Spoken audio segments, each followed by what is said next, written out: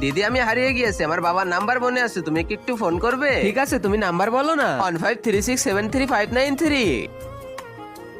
এই সরি, আমি তো তোমার সাথে মজা করতেছিলাম, আমার তোমার নাম্বার দরকার ছিল। এই তুমি কোথায় যাচ্ছ? জিনি, তুমি এখনো বিয়ে করনি নাকি? এই দেখো, আমার স্বামী আর কে কোম্পানির ম্যানেজার। কে বলেছে এর বিয়ে হয়নি? এর স্বামী তো আর কে কোম্পানি সিও। ও ঠিক আছে, তাহলে কালকে আমার বার্থডে পার্টিতে তোমার সিও জামাইকে নিয়ে আসবে, আমরাও দেখতে চাই কেমন সিও।